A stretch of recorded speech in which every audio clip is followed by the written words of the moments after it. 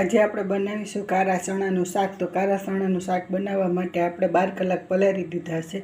તો આપણે આ પાણી ધોઈને પલાળ્યા હતા, એટલે આ પાણી છે તે બાફવામાં મૂકી દેશું. તો આપણે બટેટા નાખીશું. આપણે 3 બટેટા નાખીશું, તેને ધોઈને આપણે બાફવામાં મૂકી દેશું. તો આપણે ચણા અને બટેટા બાફવા મૂકીશું, તેમાં આપણે મીઠું નાખી દઈશું. ત્યાર પછી આપણે થોડાક અજમા નાખી દઈશું. તેનાથી આપણા બટેટા ને ચણાથી ગેસ નથી થતો. ગેસ ચાલુ કરી દીધો છે, કુકર મૂકી દીધું છે. હવે 5 સીટી વગાડી લેશું.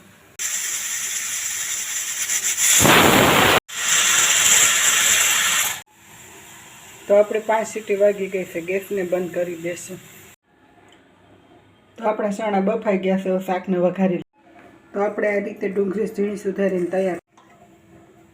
આપણું તેલ થઈ ગયું છે. આપણે જીરાને 1 ચમચી નાખી દઈશું. રાઈને 1 ચમચી નાખી દઈશું. ને હિંગ નાખી દઈશું. તો આપણો વઘાર થઈ ગયો છે. ડુંગળીને નાખી દઈશું.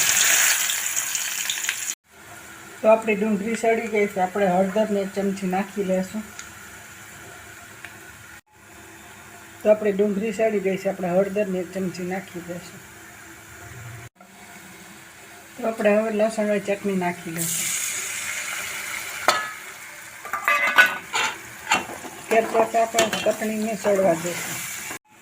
તો આપણે બટેટાને ખોલી લઈશું. તો આપણું તેલ છૂટું પડી ગયું છે. તો આ રીતે આપણો વઘાર તૈયાર છે. તો આપણે બટેટાને નાખી દઈશું.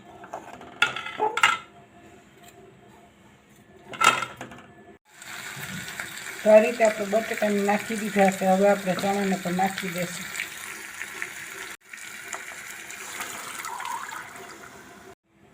તો આપણે 1 ચમચી ગરમ મસાલો નાખી લઈશું. 2 ચમચી ધાણા જીરું. ને આપણે મીઠું પહેલાં તો નાખેલું છે, પણ થોડુંક મીઠું નાખી દઈશું. તો આપણો ઘાટો રસો થાય તે માટે આપણે 1 ચમચી ઘઉંનો લોટ લઈ લીધો છે. તો થોડુંક પાણી નાખીને મિક્સ કરી લેશું. ત્યાર પછી મિશ્રણને આપણે શાકમાં નાખી દઈશું. તો આ રીતે આપણે લોટને મિક્સ કરી લીધો છે, ગ્રેવી બનાવી લીધી છે, તેને નાખી દઈશું. તો 5 મિનિટ આપણે સળવા દઈશું. ત્યાર પછી આપણું શાક તૈયાર. તો આ રીતે એકદમ સરસ મજાના ઘાટા રસાવાળું શાક આપણું તૈયાર. આપણે બનાવીશું ભાત. તો ભાત બનાવવા માટે આપણે 1 વાટકો ભાત લીધો છે. તો આપણે 3.5 વાટકા પાણીના ભાતમાં નાખીશું. તો રાઈ, જીરું, હિંગ ને લીમડાના પાન અને હળદર નાખીને ભાતને વઘારી લઈશું. ભાત આપણે કુકરમાં જ બનાવીશું. તો આપણે ઘીમાં વઘારવું હોય તો ઘીમાં, અને તેલમાં વઘારે તો તેલમાં. તો આપણે ઘીને 1 ચમચી મૂકી લીધી છે. આપણું ઘી થઈ ગયું છે. હવે આપણે જીરું નાખી લઈશું. રાઈ,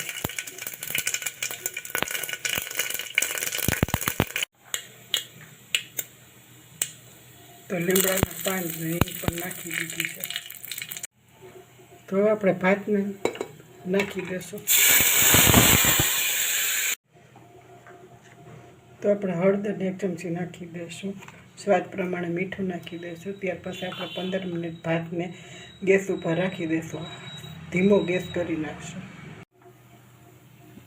તો આ રીતે સાવ ધીમો આપણે ગેસ રાખી દીધો છે. તો આપણે ભાત થઈ ગયા છે. 15 મિનિટ થઈ ગઈ. તો હવે આપણે ગેસને બંધ કરી દઈશું. તો આપણે કારા ચણાનું શાક, ભાત ને રોટલી ને સલાડ ને છાશ, તો આ રીતે આપણું જમવાનું તૈયાર.